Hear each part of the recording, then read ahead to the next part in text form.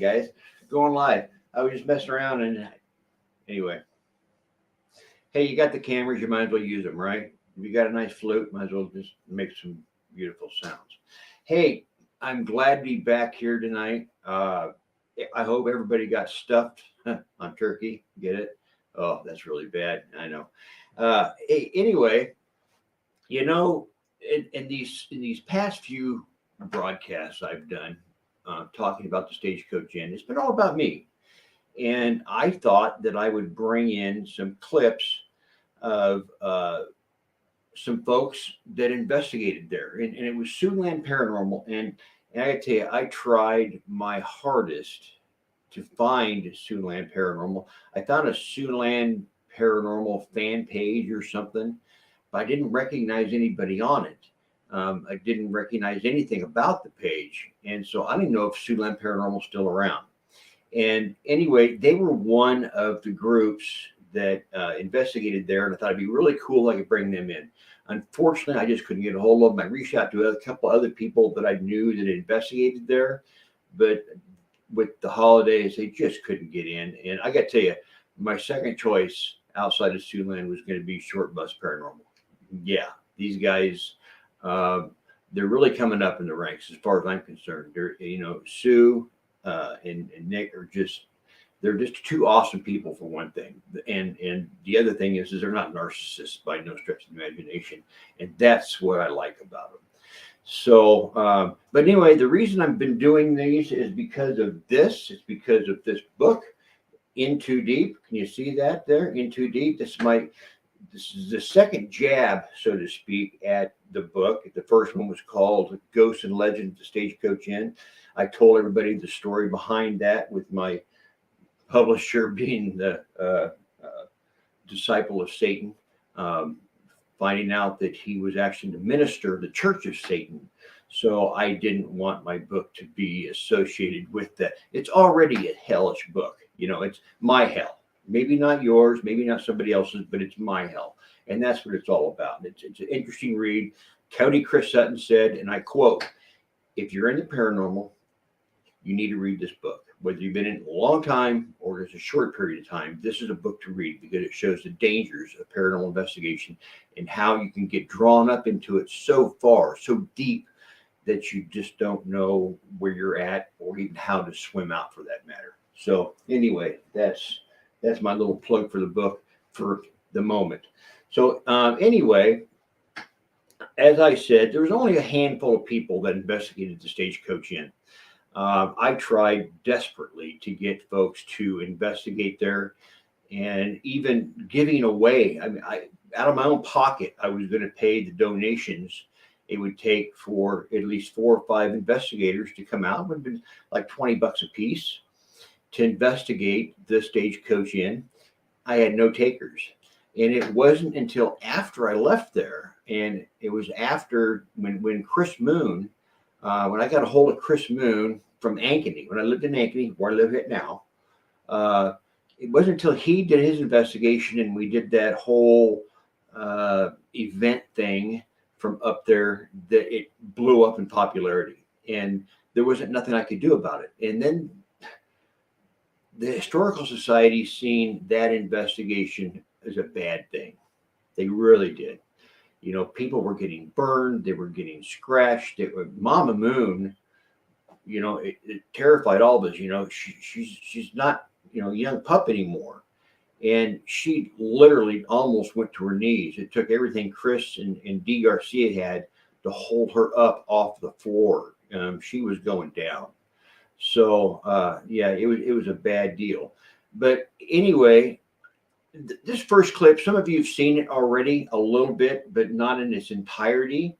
And this is when I was asked to come in and do some filming along with Siouxland Paranormal. You see, the setup was I'd invite people up, they come up, they pay the donation. But when the Historical Society set it up, they said, all right, Alan, this is all good, but you've got to be there. We need a representative, I'll say it, of the Historical Society to be there, because we have a lot of antiques there. We have a lot of things that can get broken. You need to be there and make sure nothing, nothing happens that can breakage or something. And I said, yeah, okay, yeah, I'll do that. So I'd spend the majority of the night in the old Durango, as I refer to, just waiting for these people to get done. I wouldn't bother them, but sometimes they would let me in, and they would brought me in, I think, to help kind of amp up the energy that was there. I'm kind of, I don't know, like a battery source or something. Every time I walk into that place, something would happen. It's kind of like the YMCA. I go down there and things happen too. Another story completely. But anyway, this is when two investigators, and for the love of me, I can't remember what their names were, but they were just wonderful people, and that's why I wanted to find them. We're investigating in the church area, or also known as the common room, or yeah, the church. What's called the church. Anyway, here's that clip. It's driving me absolutely crazy. Since you've been in the house? Yes. Yeah, Really? Yes. it's following her around because we went upstairs. It was doing it upstairs. It's doing it down here. It was doing it when we were doing the EVP session over there with the teddy bear. It's absolutely just driving me crazy. I might have to have a straight jacket by the time this is over. A straight jacket by the time it's over. That's just crazy. That room, the community room, or the church area, whichever you want to call it, has had a lot of activity in it over the years. I've caught lots of EVPs in there. That's what I had. My personal first contact was when I had my coat pulled on, and I caught that EVP of a child say, yes, it was them that did it. And this was one of the pictures that I took, and I promised I was going to show you another picture. I had to look, but this is one of the pictures I took when I was in this room. And this is two different photos here. The one on the left is clear. You can see that doll sitting on a trunk. I was using it as a trigger object for children that may be in the room. The photo on the right is taken directly after. You can see that the camera hasn't moved much. The ceiling doesn't look much different. It's hard to hold the camera exactly in the same spot, even though you got it kind of pressed against your chest. And you can see this like green phosphorescent string, or rod, I guess you could call it, that extends from the floor up to the doll's face. Now, I never could figure out what that was, but all around that area, I would catch these rods, and I found one more photo, and this is from what would be the men's room looking into the kitchen area. Okay, and in the kitchen, then you could make the corner, and you can go into again to the church area. So it's kind of it's kind of squared off there. You can just kind of go around in circles. So this is that photo, and you look real close in that, and look on the right hand side of that door jamb, and you can see that same phosphorescent type string or rod that extends all the way from the floor and goes all the way up to the top of the doorway. And on this particular night, I had a lot of activity going on in there. I had things getting knocked around, and there were footsteps going on. There was just craziness that was going on in there. You can see the kitchen table from this shot. I don't know. I don't know enough about those kind of particular energies, but I've got, and I can look. I mean, I can really look, but I've probably got at least 6 of these kind of strange green manifestations that go on. Let me see. We got a couple comments here. I bet what do you bet it's Colette? Colette. We're going to find out real quick. It is. It says hi, and hi, Pam. I thought maybe she had something she wanted to say. That's okay. That's fine.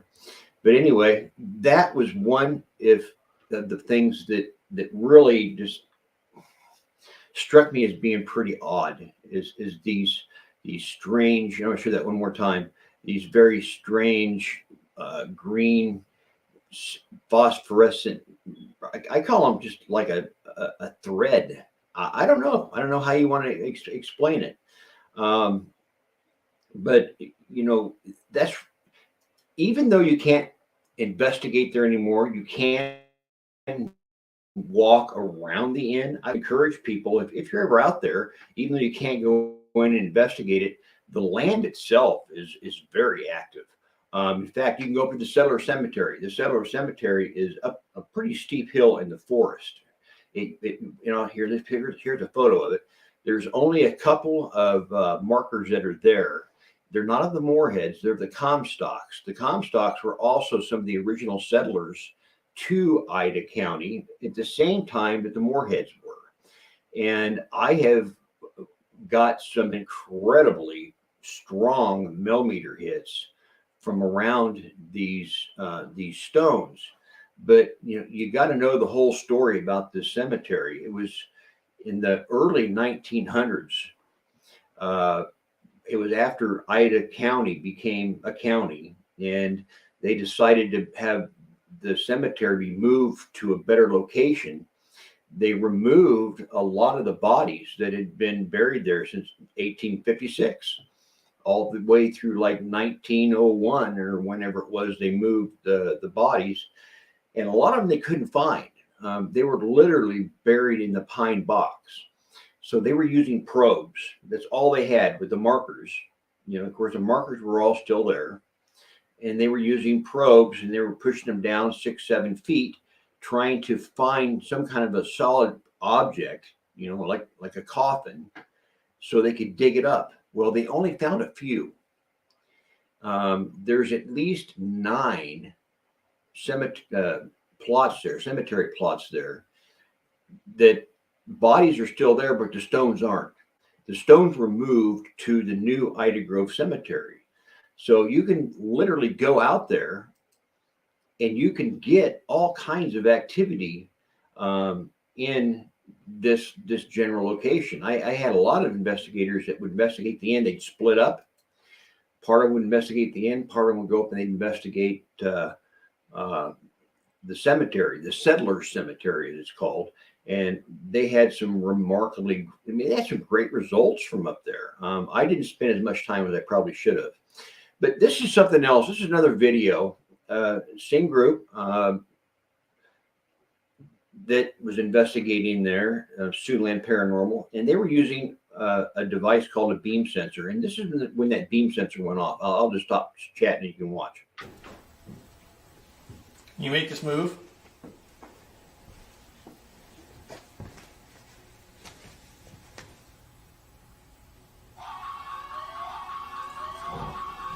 Something just broke the alarm in here by the window.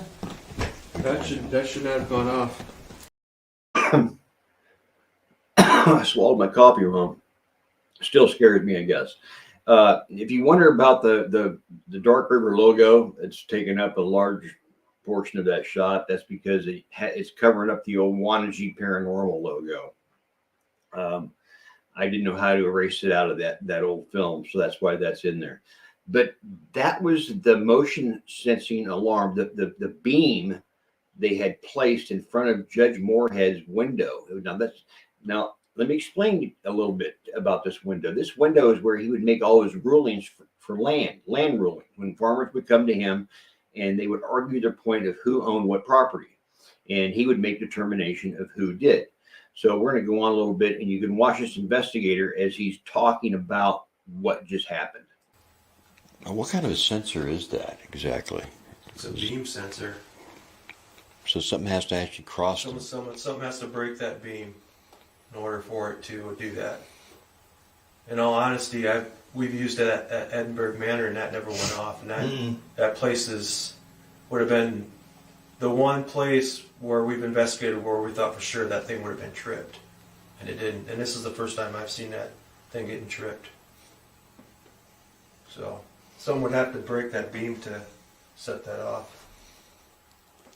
And considering what Amy said earlier, like I said, she heard a voice say that that's my window. Well, that makes sense because And that was earlier. that's where Judge Moorhead would reside over his cases, was at the window. And it would be at that window. Someplace I have a photo that I found out later, much later, about that window. And there wasn't a window there.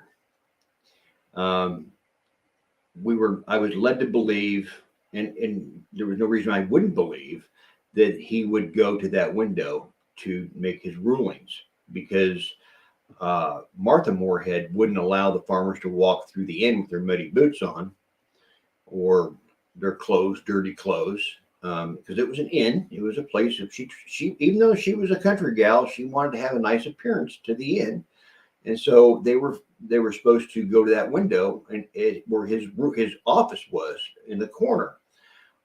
I discovered some photos from back when the Moorheads had the Moorhead General Store, which was just down the hill. And in the background, you can see the Stagecoach Inn. And right where that window would be is a door. I kid you not, there's a doorway there in place of what is now a window. So people may have walked through that window, or the judge may have walked through that window area, which is a door, at one point, and that's why it is so active. That doorway would be, here's in this picture of the inn, you can see in the far right-hand side, there's a window there. Originally, when I looked at these photos that I found, there was a doorway right there in that position. So that tells me that there was once a door instead of a window, and that's probably where these individuals would walk through in order to validate who owned what land. So anyway, we're going to move on with this investigation, and I was just kind of just asking some general questions. Okay, we're about, well, mid-investigation, basically pretty early in the evening hours, and so far there's been some activity, I guess, that you've experienced. Can you tell me a little bit about that, and if you feel that there's something here at the inn that needs to be further investigated? Do you want to go? There is definitely activity here. When asked questions to trigger a K2 meter where there's no other devices next to it to make it go off, it'll answer the questions by making it light up. A lot of our equipment is going dead very fast, which is not normal for our equipment. Something is interfering with our flashes. It's making it like stick and not click. Stick and not click. I mean, what she was referring to is that she'd take the picture and the flash on her camera would go off, but the lens would stay open, which was really bizarre. But they were having a lot of crazy activity, especially outside. And they were catching, and I think last week, I haven't got that photo anymore. Last week, I showed what looked like an elemental. It was like a fairy, and it does. It looks like a fairy to me. I didn't take the picture. No, I can't, and I won't. I won't sit there and tell somebody else it's something that it's not. You know, it's not my evidence. You know, would I have presented that evidence? I don't know. You know, if I would have caught that picture, knowing how filthy our planet is, knowing how there's bugs in the air. Of course, this was kind of late in the season. There wasn't a lot of bugs around, but you know, it's possible. So I would have struggled, me being who I am, in showing that particular piece of evidence. Let me see what Colette probably has to say here again. No, it's Julie Cole. Hi, Julie. How are you? And she's saying hi, Colette. And Colette says she took a picture. That thing that thing.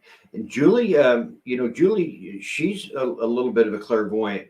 Julie, I'd like you to look at something, if you would, and be give me your totally perfectly honest opinion. What is this that was captured in the doorway that I took a photo of? You can see it. It goes from the top of the door all the way down to the floor. It's a green phosphorescent like string. I don't know what that is, but on this particular night, the activity just exploded in the house. The vibration sensor was going off like crazy. The motion sensor was going off. I had all kinds of things happening throughout the night. Here's another photo, Julie. I want you to look at this. It's two photos side by side. It's the same general direction. I was using a doll as a trigger object. And you can see on the left, the photo is fairly reasonably clear. It's in focus. And then on the second, I took rapid fire pictures. 1, 2, bam, bam. And the one on the left, all of a sudden it's gotten blurry. And again, there's that green haze, that string, that rod. It's almost as if something is interfering with the electrons in the air and causing strange things to happen to my camera. Let's see, got some comments, see what anybody has to say. Julie says definitely an energy. Okay. Again, Colette, she took a screenshot. It's a green rod. Yeah, I knew that. Colette says she agrees that it is an energy.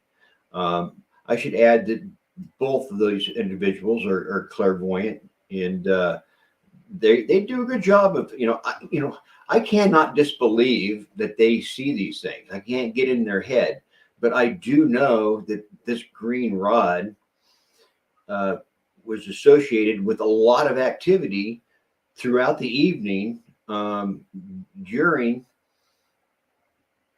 that investigation. And one more time, was it green rod responsible for this? Check it These out. things occur, but they do occur. And look at that. Look at that.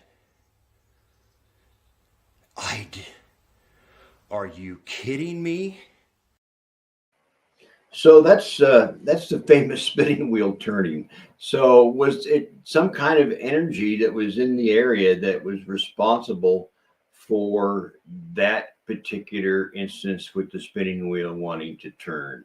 Let's look and see. We got anybody else? Let me see. Julie. Something must have moved the case outside focus to do that. Something must have moved to cause. Okay, to cause autofocus. Let's go look at that, Julie. I gotta find it. Let me find it.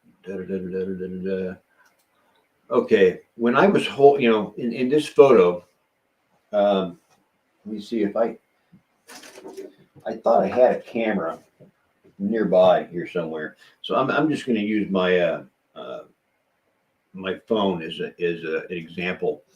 When I took those pictures, I was holding it just like this, and I went click, click, just about like that, just bam, bam. I didn't move it. It's really hard not to, but in my opinion, to get that kind of blur, I would have had to click and then done this and click, kind of moving it around a little bit. But I don't know. I mean, look at that.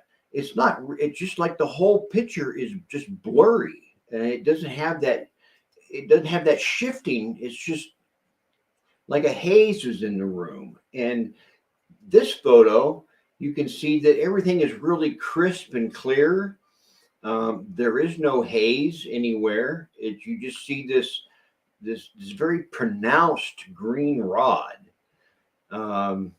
that appears there. And I should add too, as well, is above, it would be almost directly above this window is this window. Now, this is a window that the other night I said that I seen a face in that window, and a lot of people said that, it could be, a reflection. It could be all kinds of things. I zoomed in on it, and you can see a definite face. In my opinion, it's a definite face there. So are all of these things, related to each other? Yeah, I believe so. And so did these investigators from Siouxland Paranormal.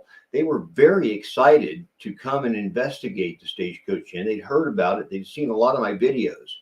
And I don't know, it must have been 3 o'clock, 3:30 in the morning. They finally decided to close it down and call it quits for the day. And so I just had some short interviews with them when they were done. And this is kind of how he went. These are the two. I think it's the founder and the co-founder of Siouxland Paranormal, and what they had to say about the Stagecoach Inn. Okay, we're about, well, mid. Wrong video. Let's try that one more time.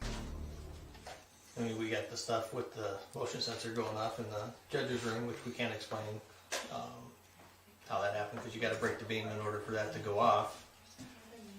And I mean, we moved the curtains, we tried different things to try to get it to go off again, and other than just standing right in front of the beam and breaking it, couldn't get that to go off. Other stuff, as far as the land goes, I think the land itself, I think, may hold more of a story. The history itself Than the is house. interesting in the place. I have an interest in histories such as the Stagecoach Inn, Old West, Civil War era type of stuff, and Stagecoach Inn is rich in history. That's what I liked about it. Very interesting artwork in here. Very interesting artifacts, I guess you can call them. It's good. I mean, some places are more, you get more feeling out of them, like the upstairs bedrooms. Is it the major's room? Or not the major's room, but the Moorhead The John Judge, Moorhead's where he room. died in the room. That room was especially heavy. And that he was talking about Judge Moorhead's bedroom, which was almost directly above where they were standing, a little bit further to the west of where they were standing. But yeah, he'd passed away in there from complications of pneumonia.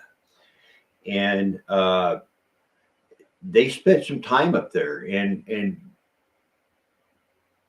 I didn't really fill them into what was all about the Stagecoach Inn outside of the videos they'd seen. As far as the history part of it is what I knew, all about the history of who was there when they were there, and what happened to certain people. I kept pretty much to myself. They didn't know any of that history. And that's when they started talking about that room, and it validated something to me as well as them. And this is that little bit more of that interview. Now, at one point, I think one of your investigators said they heard like a wheezing, a heavy breathing, kind of a She wheezing. was upstairs. She heard heavy. We were downstairs here. Like I said, very, very quiet. Listening to them do their EVP sessions upstairs. Amy heard heavy breathing and like a whistling at the same time, like someone was laboring in their breathing. Didn't know what the background of the whole situation with that room was as far as like history goes, but then after she heard it, then it was corroborated later that Sort of the judge had passed away. judge had passed away and he had pneumonia, and that would explain her experience with the breathing, the labored breathing, and the. So yeah, that would explain it. A horrible way to go. Giles Moorhead, actually, his son, Judge Moorhead's son, Giles, was the attending physician. He took care of his father all the way up to the end. His father stayed at the old inn even after all the kids had left. Believe, and I can't say it for a fact, but I believe that also Martha was in poor health, but she decided she wanted to go in town. It was a little tougher for her to live at the end, at her age, which I'm not real sure what it was, but anybody even in their 60s back in the early mid 1800s, that was considered to be pretty old. And Giles Moorhead had built a very nice home on the corner of 5th and Moorhead Street, of all things, right directly across street from the courthouse. And so that's where she stayed at. But Judge Moorhead, he wanted to stay out there to the old place, and Giles did his best to take care of him, and he did. He passed away in that room. So, but there were some other new unique things that happened that I wasn't aware of, and this is a little bit more of that kind of that wrap up of talking to the founder and co-founder of Siouxland Paranormal Investigations. Now, at some point, somebody said they heard like a giggle. I heard a giggle. One of the Rose female investigators, she bumped herself or something, and Amy mentioned something up. I heard Amy mention something upstairs that you can go ahead and laugh at Rose. I mean, she won't care. I'm laughing at her, and then I heard what appeared to be a little giggle of a little girl, and I asked them if they were giggling upstairs, and they said they were not giggling. So. Yeah. So, I caught on many occasions the sound of children talking, giggling. At one point, I heard what sounded like an adolescent, and I haven't got that clip, of course, but it says, "Someone save us." To me, that was horrifying. Someone save us. For what the hell does that mean? Is it that there's some kind of spiritual energy, good spiritual energy that's trapped there? Well, I don't believe in good spiritual energy, but there's something that's trapped there, maybe, or just something that was trying to draw me in to look a little bit deeper, and I did. And these things are the masters of trickery. Whatever I believe darkness is there, it's full of trickery. That's what kept me there for the 7 years I investigated. Julie says, "Hi, Pam." We haven't heard from Julie in a long time. I investigated at one of her properties many years ago. Had a lot of stuff going on at this old house that she used to live in. Let me see. As far as the land goes, Colette, that's all Native American burial ground. It's Sioux ground. I miss you guys too. I miss you too, Julie. We need to talk again. That was all Sioux ground. The Sioux buried, or didn't bury. They put their very prominent fixtures of their tribes, I guess, on scaffolding. That's how the Sioux did it. They didn't bury in the ground. They used kind of a scaffolding, or they used trees, and that entire area was full of oak trees, big limbs that would stick straight out. And they would, in some cases, they would wrap them in all kinds of hides, buffalo, elk, put all their worldly possessions with them. I mean, they might be a chief, might be a medicine man, somebody of stature was put in these trees. And as the bodies would decay, obviously that stuff would fall off. And as we all know, as I've talked in the past, of how Anna and Martha would find beads under these trees, and they take picnics, and they made moccasins out of them. Yeah, you had a lot of activity there, at your place. So anyway, I'm talking about that tree. There was one more thing that happened, and this pretty much wraps up Siouxland Paranormal as they were there. Like I said, when I would go to these investigations with these folks, I didn't contaminate their investigation. They paid the money to investigate the Stagecoach Inn, and so I stayed away unless they asked me to come in. And so I don't have a lot of footage of whatever they shot and captured on their cameras. I was lucky to be in there when the beam sensor went off. I was lucky to be there when one of them, their investigators, was having something play with their hair. I was just lucky to be in there when they asked me to come in and just kind of be with them for a little bit. I was able to film that. So there was a lot of stuff that happened that night. But this was outside, which I didn't investigate a lot outside. A lot of my old team members from Wannagie Paranormal always pushed me to investigate outside of the inn, and I never wanted to. It wasn't that I was afraid to. Well, I was. It was that I was afraid to. Those trees and that whole area around there are just full of ticks, you know. And the last thing I wanted to do was peel deer ticks, and there was a lot of deer ticks up there. Excuse me. And the last thing I wanted to do was get Lyme disease from going out in the timber looking for spooks. So whenever anybody would investigate, I'd say, yeah, sure, go ahead. I don't care, go out there. But I never did. And I think in some sense that caused a lot of friction with some of my investigators, but I just didn't have the need to go out there. It was a burial ground, and we were already intruding, being just inside of the inn. You got to remember,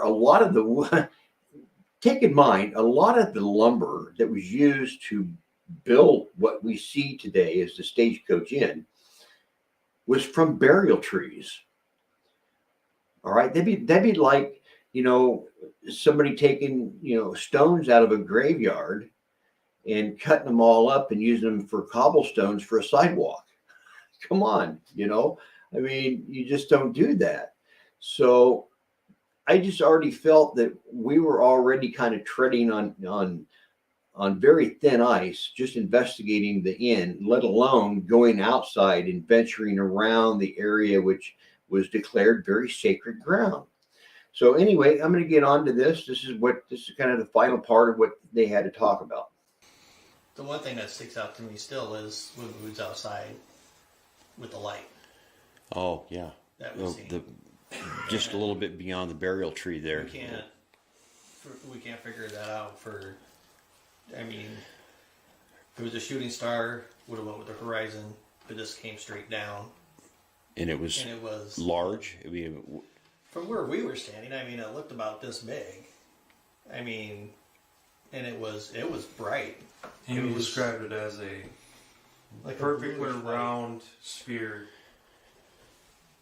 and it came down in from behind the trees, in close proximity to behind the trees. Yes. And it was unexplainable. I look at her and she said, "What the hell was that?" And that's the way she explained it as. She didn't know what it was. She's never seen anything of the sort. And it was almost as soon as we moved, as soon as we kind of aligned ourselves better so we could try to get a look at it, it was gone. Just gone. And they described it as being, you couldn't really tell because he had his gloves on. But when I was filming him, his hands were about the size of what would be, I don't know, a softball.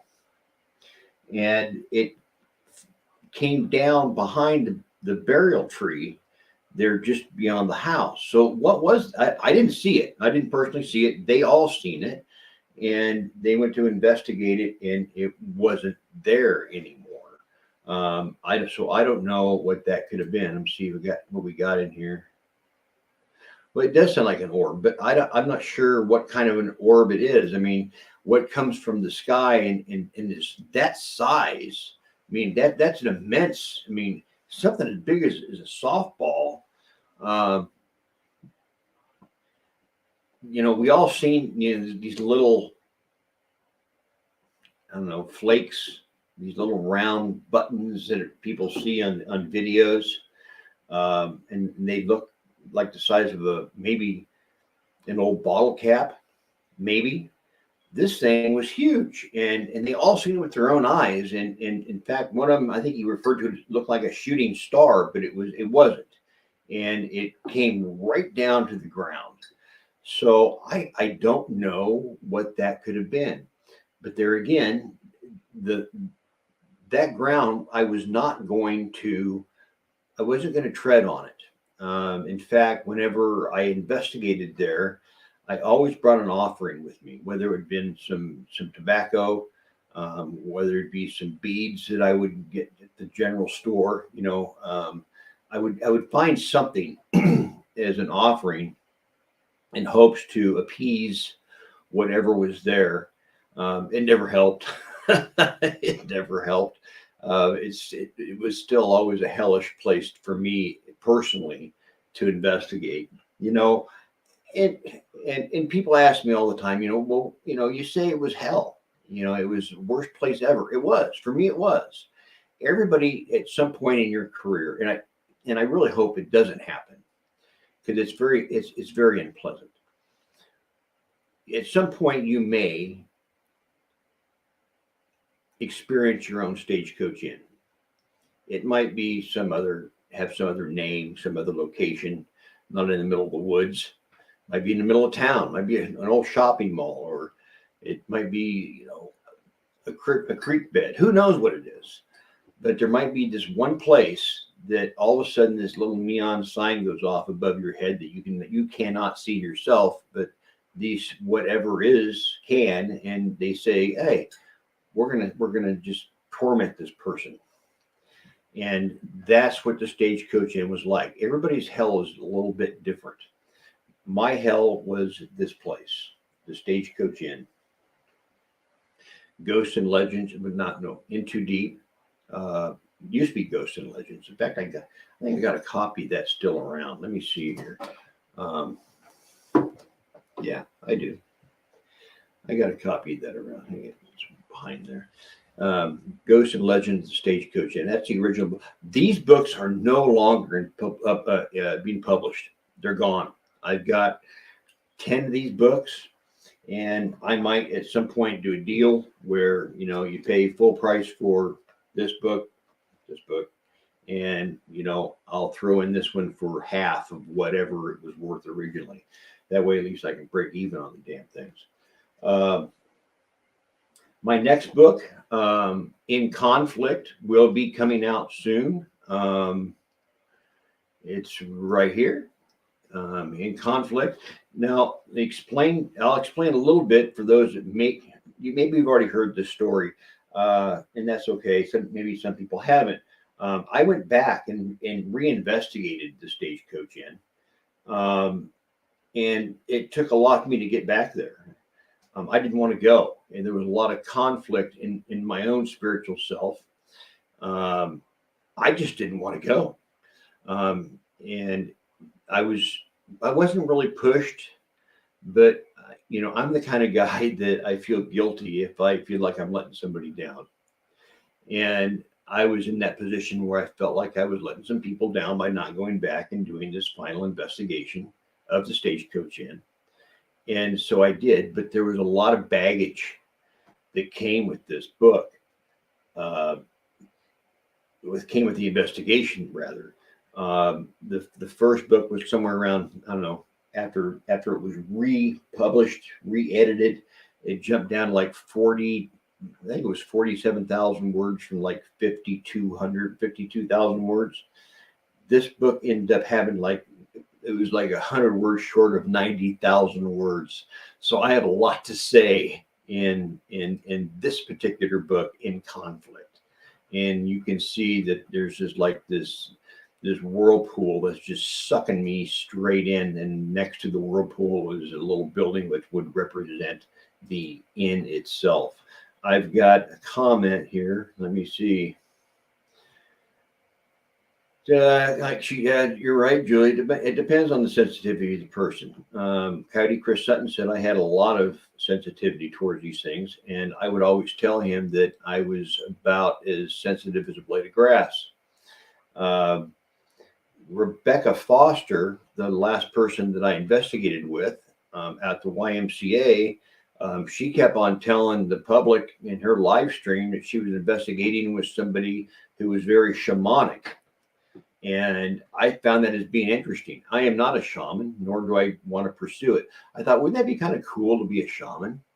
And then I thought, no, because that kind of leads me off the path of who I really am. I believe in God. I believe in prayer. I don't believe any, I'm Native. I'm Cherokee Indian. But I embrace the culture. I embrace the mythology of the Native American culture, but I also embrace and believe very much in the power of prayer and our Lord Jesus Christ, our Savior. And I think I'd be going against the grain.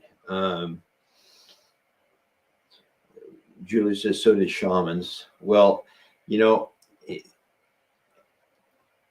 it would go against the grain here in my home. It really would for me to even attempt. I don't want to do all that stuff. You know, Pam's family is very grounded, very spiritual, Christian oriented. Her brother's a minister in Pennsylvania, and I think they would actually think that I'd walked off my pier if I just didn't want to be a shaman. And I don't, that's somebody else's job. I am a paranormal investigator.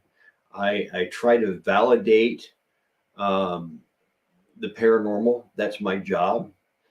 If something needs to be cleansed, I can, obviously I can use prayer and I can use smudging items to do a general cleansing, but that can be dangerous if not done right.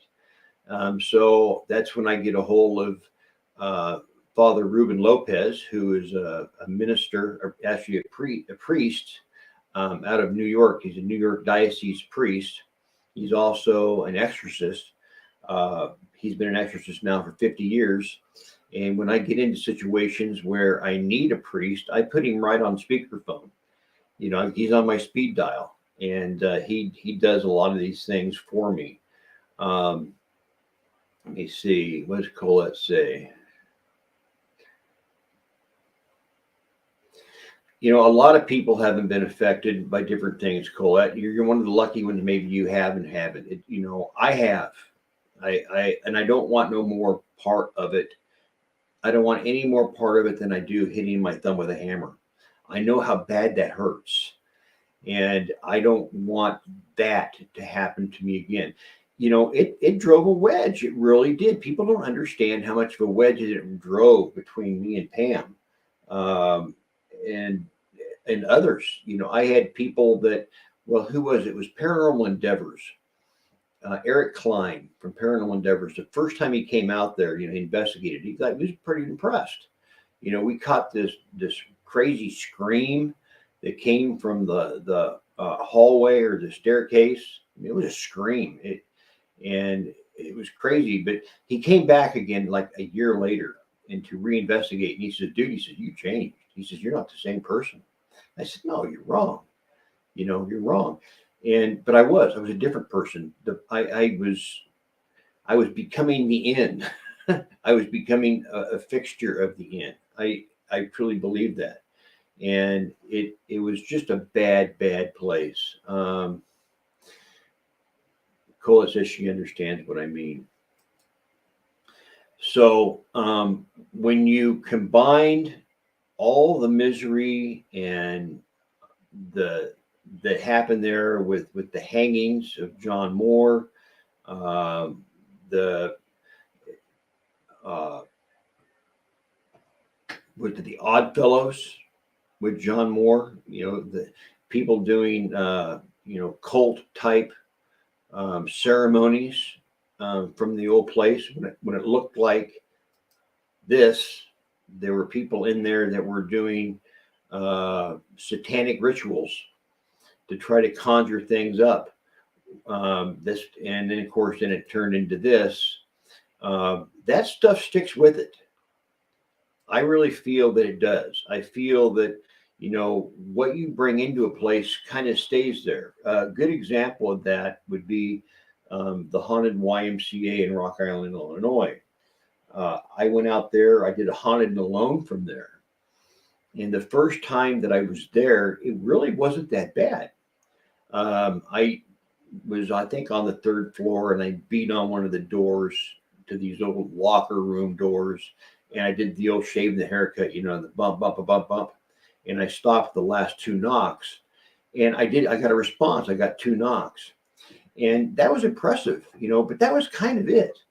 And then more people started coming, and they started doing things with Ouija boards there. They started doing things with mirrors and taking rooms and blacking them all out with like this visqueen plastic and putting red lights in there and chairs and talking to the mirror.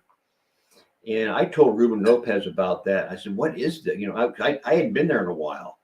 And he said, oh my God, he starts doing prayers in Latin. He'd seen these things before. And he says, nothing but bad comes out of that. He says, somebody's conjuring things up that, it's just like, it's like a super powered Ouija board. And I advised Lisa that she should probably get rid of that stuff. But since then, since that first investigation there, it's amped up exponentially at the haunted YMCA. So, the more that I investigated there, the more activity I would get. I'm kind of happy that I never got a lot of people in there, because who knows what could have happened. I don't know. I don't know what could have happened. Let me see what somebody else has to say.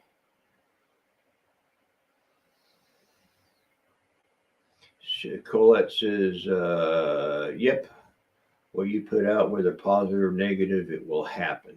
Okay, I can believe that. Let me see. What it says.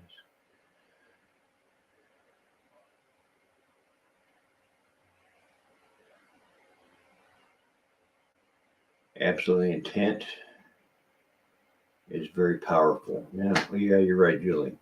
So anyway, I've got, I've had up to like 6 people in here. I think that's pretty good for me for tonight. I got some hearts. I got some thumbs up. I really appreciate that. I'm kind of running out of stuff that I can, video that I can present about the Stagecoach Inn. I've shown about all of it that I have a lot of video. Don't get me wrong. I have a lot of video about the Stagecoach Inn. But when I first started doing any video work out there, the only thing I really had was an old DVR or VCR and one security IR camera. You can see it, and it had one microphone on it. And I put it on a tripod, and I was trying to film with that. And then I ended up using it was a Bell and Howell camera. And it probably wasn't much bigger than this mouse. It was a piece of crap. It had a battery pack in it that was about the size of a matchbook, and it didn't have a lot of power to it, not unlike these cameras that I use now, the Canon FX 205 and the 105, which do excellent, beautiful IR. The IR is very grainy in a lot of my old videos, and I just don't feel like presenting those. So if you want to look at some more videos of the Stagecoach Inn and the things that were happening out there with other individuals, you can come to the Dark River Paranormal Facebook page. You can go to the videos, and there's not just videos of the Stagecoach Inn there. There's also videos of me at Farrar. I had the pleasure to investigate with Elizabeth Saint at Farrar. And of course, I was using that Bell and Howell crappy camera, and so it's really grainy footage, but it's definitely me and Elizabeth Saint, and that was a lot of fun.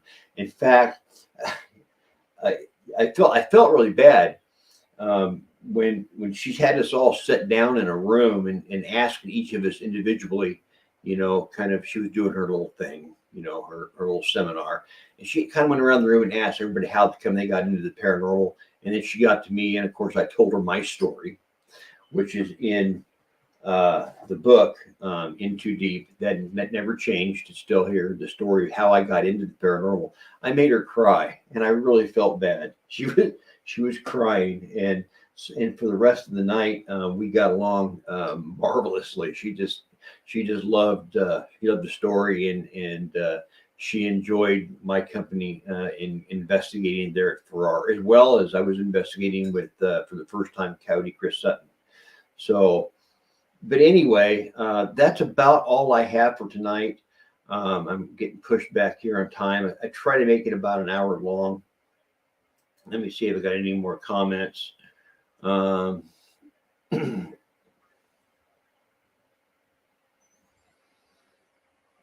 Julie, if you can talk to the right people, it's hard for me to get down there. I could get down there, but I need to know before I drive down there if I could. I would love to investigate that hotel. I would do a haunted and alone from there. I truly would. If you could get a hold of them and if they say, yeah, we'd like for him to come down and investigate, just pass on that information to me and I will come down. I'll try to bring a couple other people with me. Anymore, it's a real bummer dragging around all these cameras and lights and all the equipment that I use by myself. You think it may have changed hands? Well, if it did, it did. But you can at least ask. I greatly appreciate it. I know the original owners. They said, yeah, come on in, you can do it, and I never got down there. And that's been 4 years ago, something like that. So I never got a chance to get down there, but I would love to investigate that place. There's a lot of history there, and if it's full of history, I want to investigate. Yeah, the pandemic hit. I suppose that really put the kibosh on that nice little place. I forget what was all there. Wasn't there like a ballroom there? And there was people that witnessed the lady in white dancing in the ballroom. Or am I thinking of something else? Yes, she says yes. So, that's something I would love to capture. And at that time, I only had one of the Canon FX series cameras. Now I have two, along with a lot of IR floodlights. You can't see with your naked eye, but man, I can light up a room. I can light up that entire ballroom. If there's something there, I could hopefully capture it. So anyway, folks, I hope everybody had a good experience tonight. I might at some point take everything that I've posted and shared with all the evidence. I can spit it out. All the evidence I've captured and put it all in one show instead of it being in like 3 or 4 different shows. Make one long show. I like to bring some people in that that are acquainted with the Stagecoach Inn. If you are one of those people and you'd like to be on the Dark River show, maybe I'll turn it into a Paranormal Nation show.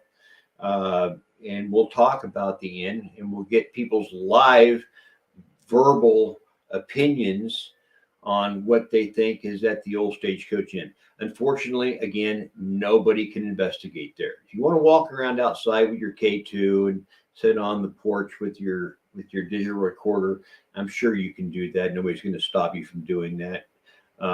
Whoever wants to go out and do it, you can go up to the old cemetery and do some little investigating up there, but you can't investigate inside of the inn anymore. And I think that's a good thing. Nobody needs to investigate in there.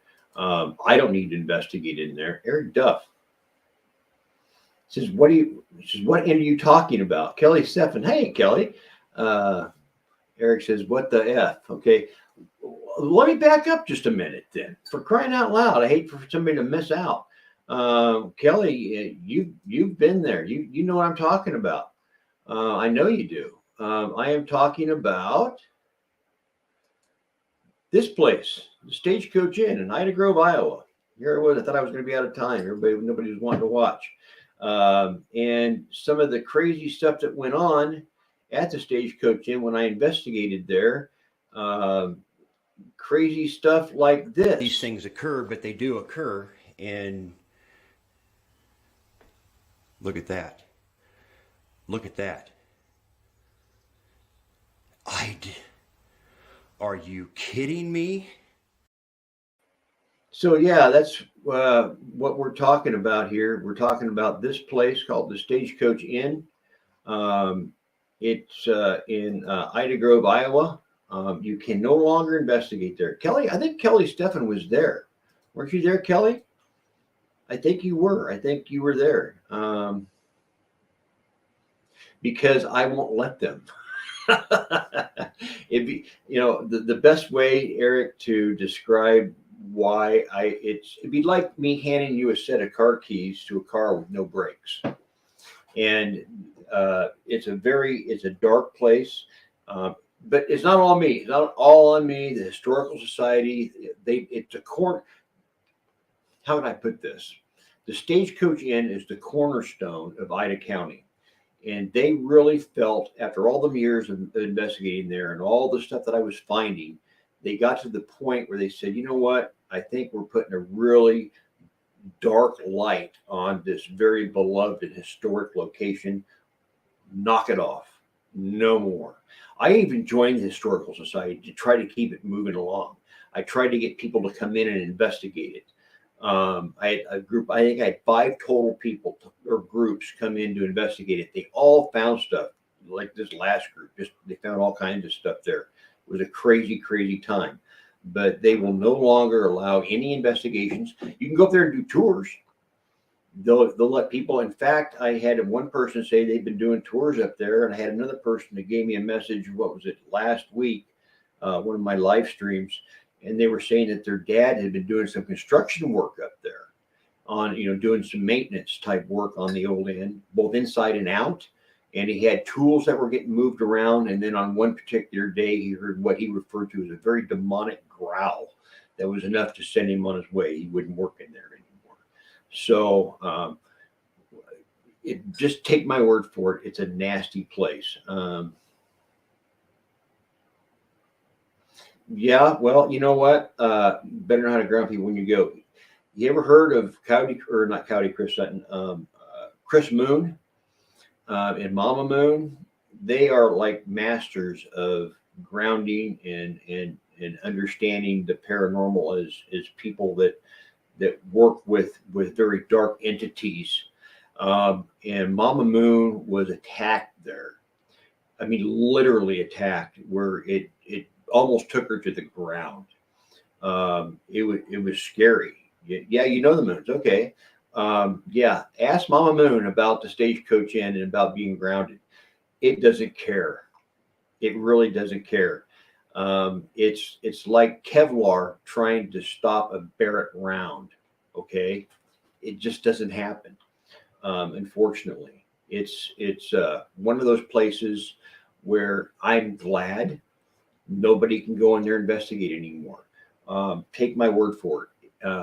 I investigated it for 7 years, almost daily. Kid you not, almost daily.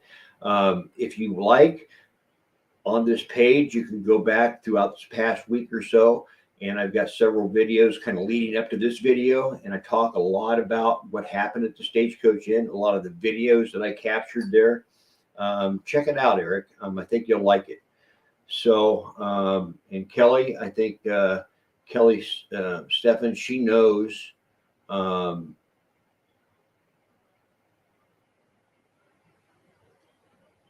In fact, she was there, I believe, the last time we did an event from there. The Moons came up and did an event, and Dee was literally just overcome by something, and she got burnt real bad. It was on her shoulder, and it wasn't a scratch; it was a burn, and it looked like a tribal burn. I mean, it looked like a tribal tattoo, but this was more of a tribal burn that she received on her shoulder. And it was crazy stuff. If you look at any of the Moon stuff, let me see if I can. Oh, I'll try to pull it up here if I can real fast. I know everybody's, they've got things to do. Yeah, go to YouTube and look up Aftermath from the Stagecoach Inn Paranormal Investigation night number 1. We were there for 3 nights, and we're all sitting around. It's kind of it's right here on my cell phone right here, but I have it on my page here. We were sitting around after the investigation in the lobby of the Super 8. And we were all talking about everything that went on. And yeah, it was one hell of a night. But anyway, the Stagecoach Inn, just for your information, Eric, if you're still in here, used to look like this. It was a log cabin. And then in the 20s, it looked like this. That's when John Moore lived there and then hung himself. That's when he would bring his little group of odd fellows in there, and they did all their strange rituals. And they believed in reincarnation. They used skeletons of paper mache skeletons. They kind of pray to them and stuff. And then in the early 80s or late 70s, early 80s, the Stagecoach Inn looked like this until it looked like this today. And that's what it looks like, and that's what I investigated. So that's what I have for you. And again, I'm kind of running out of my own video that I had that I videoed other people. I have a lot of stuff of me investigating there, but I felt it important tonight to showcase other investigators as they investigated the Stagecoach Inn. And I'm going to play that one more clip of the two investigators, and they're talking about something touching her hair. So we're going to play that, and then I'm going to get out of here. Check it out. It's driving me absolutely crazy. Since you've been in the house? Yes. Yeah, Really? Yes. it's following her around because we went upstairs. It was doing it upstairs. It's doing it down here. It was doing it when we were doing the EVP session over there with the teddy bear. It's absolutely just driving me crazy. I might have to have a straight jacket by the time this is over. And she did. I mean, she was getting tormented, and which led to the beam sensor that went off. It was a beam sensor, and here's that real short clip. You make this move.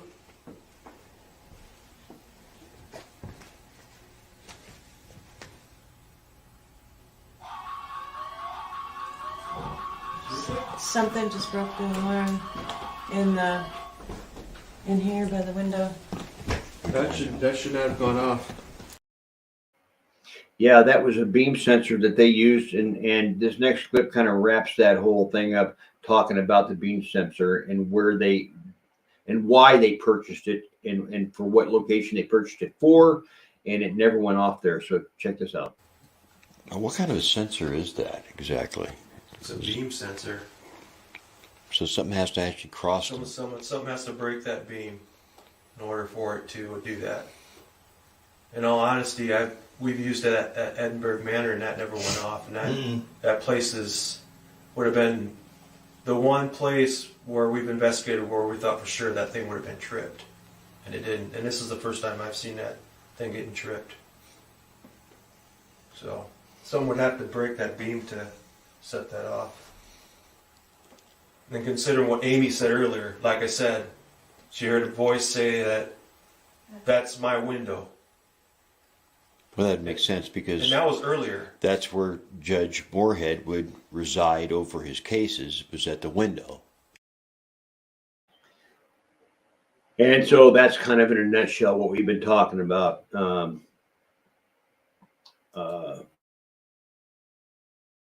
Eric, right? It is. It's nothing to monkey with out there. The Stagecoach Inn needs to be left as it was meant to be left, and that's a historical site, a place to learn about the history of Ida County.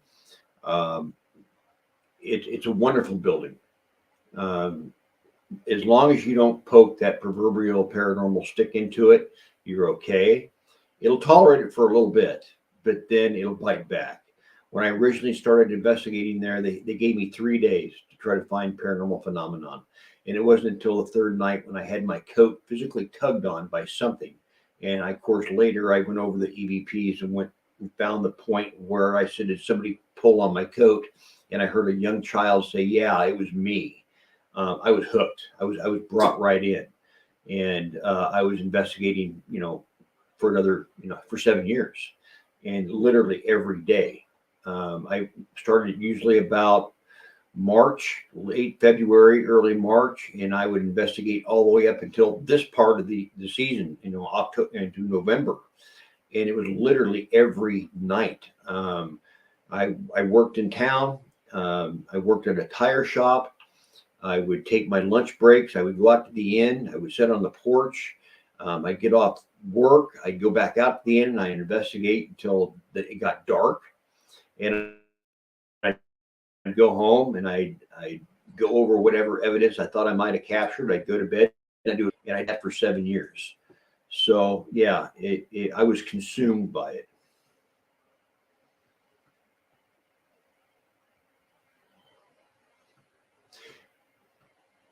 Well, Eric, I'll never go back. As I discussed earlier with others, you hit your thumb with a hammer once and you don't want to do it again. And I really don't want to do it again.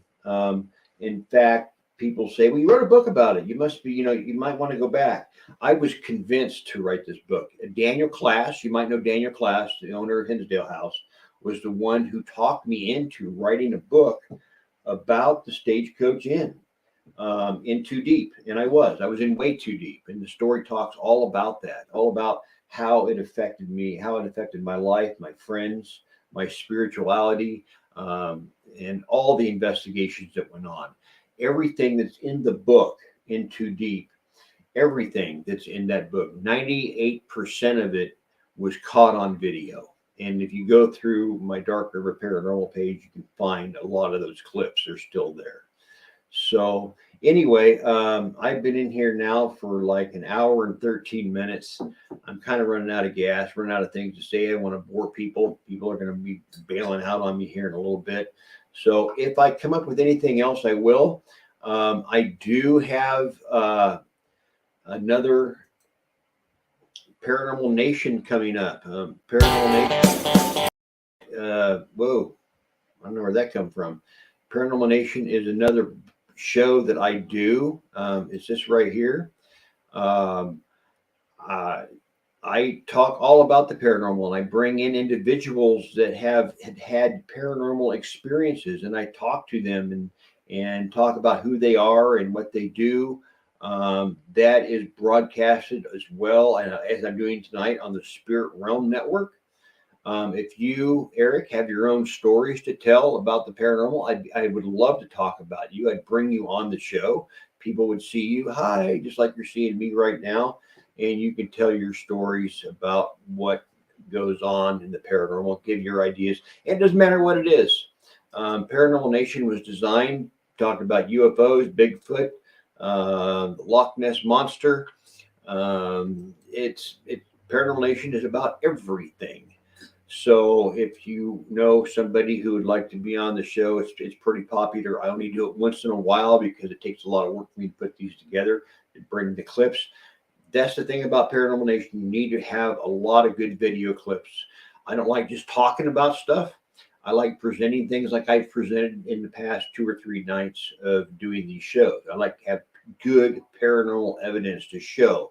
Not just somebody standing around talking about it. That, anybody can talk about it. I like to have that physical, that,